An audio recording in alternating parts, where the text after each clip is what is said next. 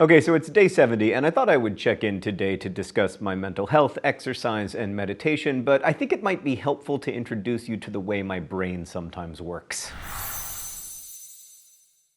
So, okay, every day you have a lot of thoughts, or I assume you do at least. You think about whether you want coffee and whether you turned the stove off after you made pancakes this morning, and you think that it's cold enough outside that you'll want to wear gloves, and you think about whether you love person X. And then you think about what really is love anyway, and how can you know whether you love person X when love is this endlessly broad and amorphous concept, and you think about how you love your shoes, for instance, like genuinely love them, and you're so happy that you found these perfect shoes, but how you feel about your shoes is not really the way you feel about person X. And then you think, like, maybe we need more than one word for love, that we need to get better at defining our terms. But if person X says, "I love you" tonight while you're out at the sushi restaurant, you definitely cannot reply by saying, "I think we need to define our terms better," because then they'll think you're weird. Point being, you think and you think and you think. We are called Homo sapiens, the wise humans, but I would submit that we are actually defined not by our wisdom, but by our thinking. The perpetual thought machine within us grinds along even when we're sleeping. And regardless of whether you follow Descartes all the way down his "I think, therefore I am" rabbit hole, we are to some extent at least defined by our thoughts. Like when I think of myself, the parts of me that are unique to me and core to me,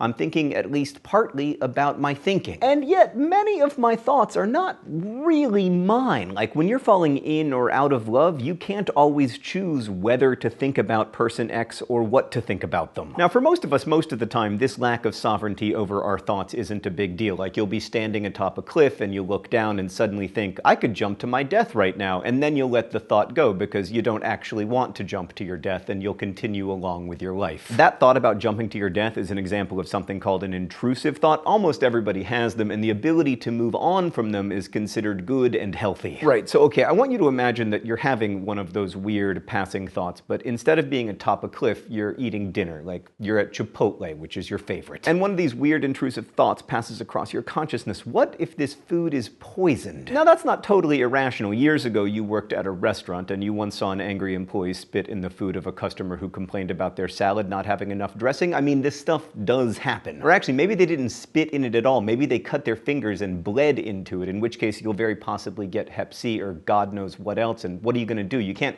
complain to the manager. That only increases the chances of spit or blood in your burrito, and you can't tell for sure because you got the red salsa, which you never should have ordered. And then you hit the pause button, because this is not your first rodeo, and you say, "I am having an intrusive thought spiral. There is almost certainly neither spit nor blood in my burrito, which was prepared for me by hardworking, kind people." Which gives you a very brief break until you circle back to the words "almost certainly." I mean, you can't be sure. It remains a real and undeniable possibility that within this burrito is the drop of human blood that will cause you to get a chronic disease, or the drop of spit that will kill you. And then you're trying to calm yourself down by remembering what is happening, that this is not reasonable, but then you're saying, "Well, but," because really it isn't totally unreasonable. And you try to comfort yourself, and then you say, "Well, but," and you try to comfort yourself, and then you say, "Well, but," and the spiral tightens and tightens for literal hours until you're a sweating, shaking mess, completely out of control of the thoughts that are said to be yours, and also you never got to eat the burrito. The famous mathematician Kurt Gödel was deeply afraid of being poisoned by the food he ate. To cope with his obsessive fear, he developed a strategy. He only ate food prepared by his wife, whom he knew he could trust. And then, when his wife was hospitalized for 6 months and couldn't cook for him, he died of starvation. OCD is rendered in the popular imagination as being particular or neat or liking to see things arranged in a certain way, and there is some truth to that. People's compulsions can focus on certain orders or repeated washing or whatever,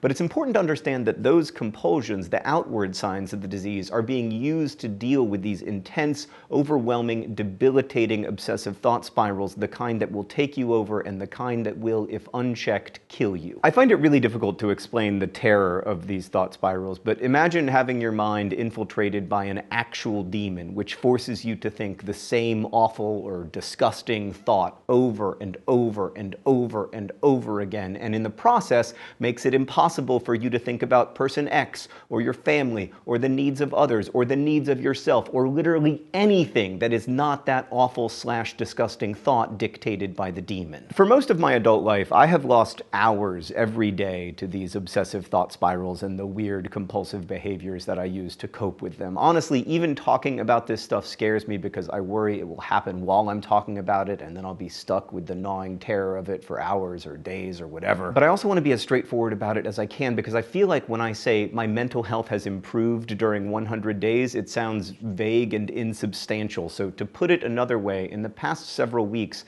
the number of hours I am forced to think thoughts I don't want to think has declined dramatically. It's not like a miracle cure or anything. I'm still taking my medication and still using cognitive behavioral therapy, but exercise has improved my life significantly. So there's been a lot of talk, both in the videos and in the comments, about meditation, and I want to be clear that meditation works. It has been proven to work, and also it helps many people with OCD, but it does not work for everyone. The idea is that over time you learn that thoughts are just thoughts, that they don't have to flood your consciousness and drown everything else, and a lot of times when I meditate, I feel like I'm making progress on that front. But occasionally, like maybe 1 out of 5 times, a thought will pop into my head while I'm meditating, and rather than being able to accept it as just a thought, it will become the thought that drowns out all the others, this screaming, horrifying thought that I can't shake loose from, and it will pull me all the way down with it, and I will lose several hours of my life to this crushing, self-destroying thought spiral. And that's when I'll be like, kind of wish I hadn't meditated today. Now, it's possible with time that I would find this happening less, but I also think it's possible that the safer way for me to achieve mindfulness is through exercise. Also, a lot of people have asked me what app I'm using for meditating. I've gone through several, but my favorite by far is called Headspace, and there's a book that some people in this office love for meditation. I'm going to put a link to it in the doobly-doo. So I hope that's at least some introduction to both the problem that I have and the progress that I have experienced. And for me, it really has been a profound change. Now, it doesn't mean that I'm cured. I still have OCD. In fact, I had a panic attack last week. But just knowing that progress is possible, in my experience, makes it much easier to live with mental illness. On that front, I want to add that the vast majority of mental illness is treatable. People do get better. Now, exercise won't work for everyone, nor will this or that drug, nor will meditation, nor this or that therapy technique.